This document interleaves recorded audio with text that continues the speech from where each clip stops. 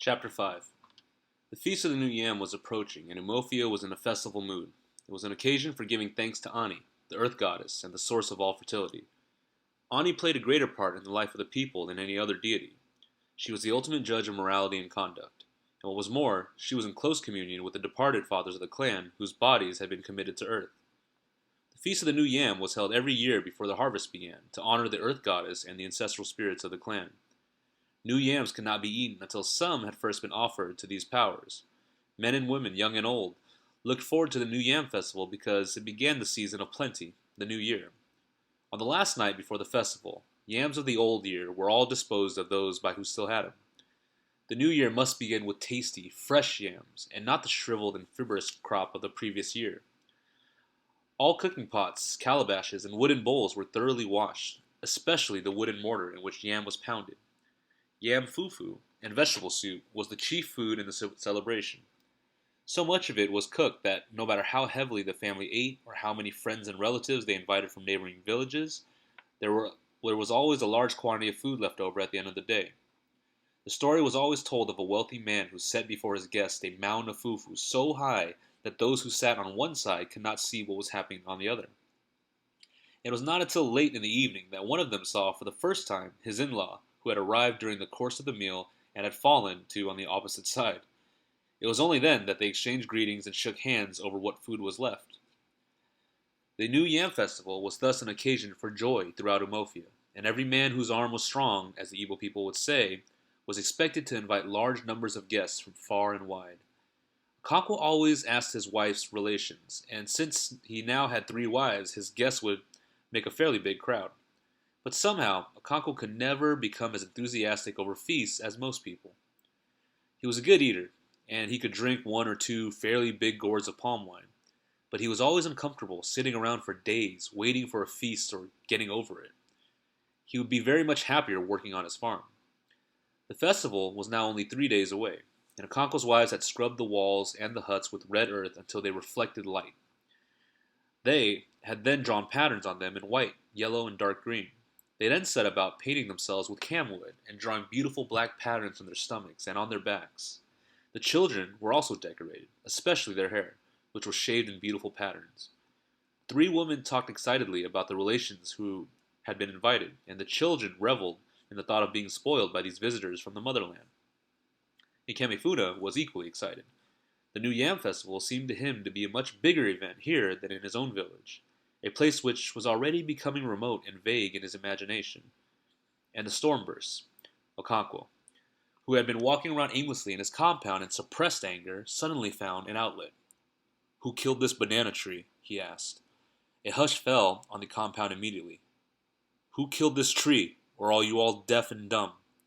As a matter of fact, the tree was very much alive. Okonkwo's second wife had merely cut a few leaves off of it to wrap some food, and she said so.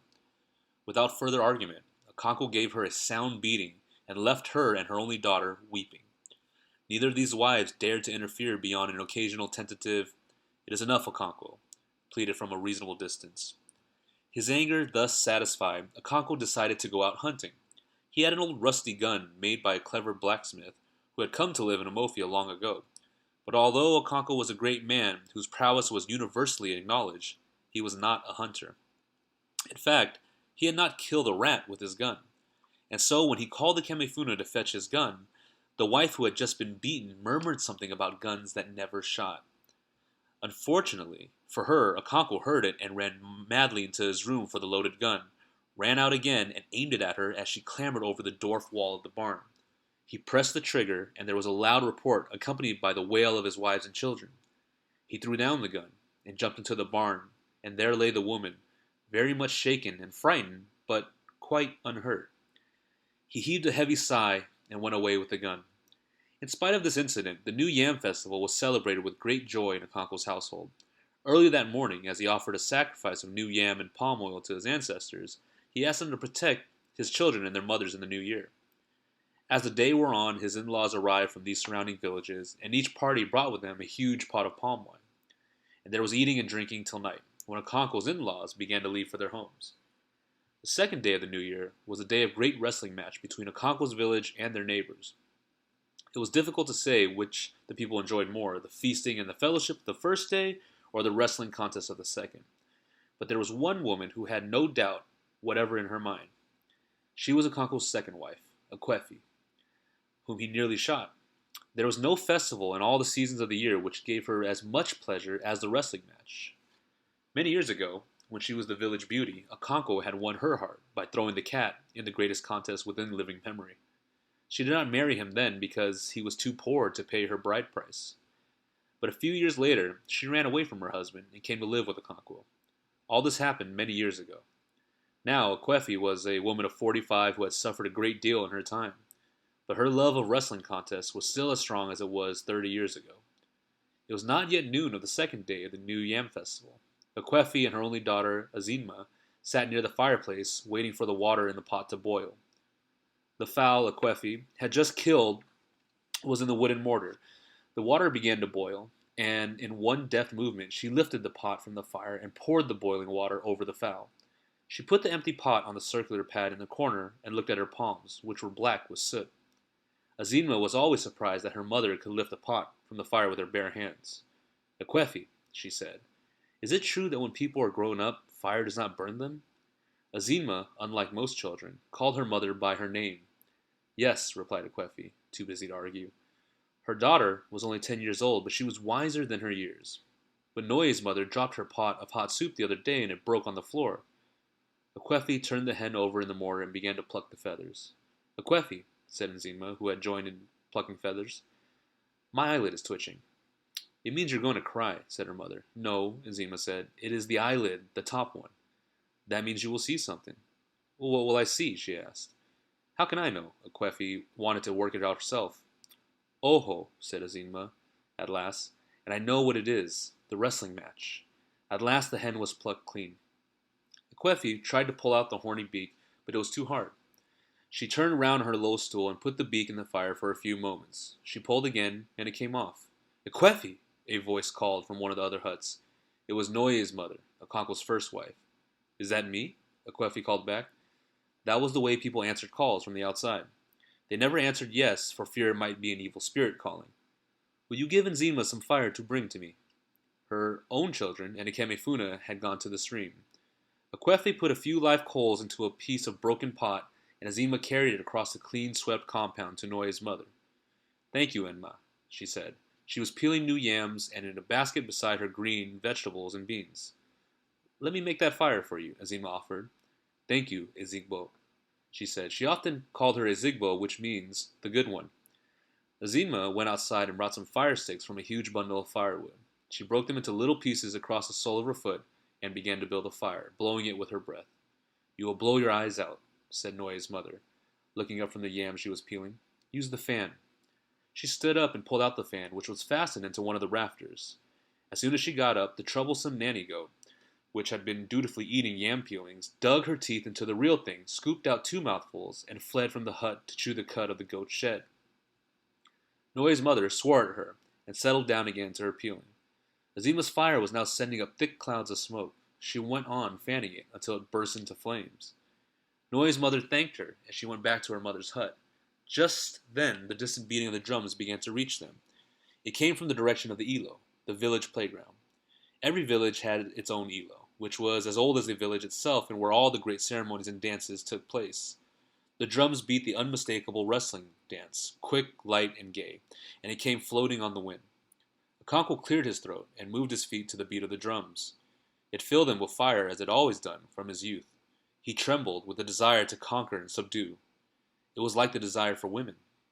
We shall be late for the wrestling, said Azima to her mother. They will not begin until the sun goes down. But they are beating the drums. Yes, the drums begin at noon, but the wrestling waits until the sun begins to sink. Go and see if your father has brought out yams for the afternoon. He has. Noye's mother is already cooking. Go and bring your own then. We must cook quickly or we shall be late for the wrestling. Azima ran in the direction of the barn and brought back 2 yams from the dwarf wall. Akwefi peeled the yams quickly. The troublesome nanny goat sniffed about eating the peelings. She cut the yams into small pieces and began to prepare a pottage using some of the chicken. And at that moment, they heard someone crying just outside their compound. It was very much like Obiageli, Noye's sister. Is that not Obiageli? Weeping? Ekwefi called across the yard to Noye's mother. Yes, she replied. She must have broken her water pot. The weeping was now quite close, and soon the children filed in, carrying on their heads various sizes of pots suitable to their years. Ikamefuna came first with the biggest pot, closely followed by Noye and his two younger brothers. Obiageli brought up the rear, her face streaming with tears. In her hand was a cloth pad on which the pot should have rested on her head. What happened? Her mother asked, and Obiageli told her mournful story. Her mother consoled her and promised to buy her another pot. Noye's younger brothers were about to tell their mother the true story of the accident when Ikemefuna looked at them sternly, and they held their peace. The fact was that Obiageli had been making inyanga with her pot. She had balanced it on her head, folded her arms in front, and began to sway her waist like a grown-up young lady. When the pot fell down and broke out, she burst laughing. She only began to weep when they got near the iroko tree, outside their compound. The drums were still beating, persistent and unchanging. Their sound was no longer a separate thing from the living village. It was like the pulsation of a heart. It throbbed in the air, in the sunshine, and even in the trees, and filled the village with excitement. Akwefi ladled her husband's share of the pottage into a bowl and covered it. Azima, it took him to his obi. Akonko was sitting on a goatskin, already eating his first wife's meal. Obiageli, who had brought it from her mother's hut, sat on the floor waiting for him to finish. Azima placed her mother's dish before him and sat with Obiageli. Sit like a woman, Akonko shouted at her. Azima brought her two legs together and stretched them in front of her. Father, will you go see the wrestling? Azima asked after a suitable interval. Yes, he answered. Will you go? Yes. And after a pause, she said, Can I bring your chair for you? No, that is a boy's job. Akonko was specially fond of Azima. She looked very much like her mother, who was once the village beauty. But his fondness only showed on very rare occasions. Obiageli broke her pot today, Azima said. Yes, she has told me about it, Akonko said between mouthfuls. Father, said Obiageli, people should not talk when they are eating or pepper may go down the wrong way. That is very true. Do you hear that, Azima? You are older than Obiageli, but she has more sense. He uncovered his second wife's dish and began to eat from it.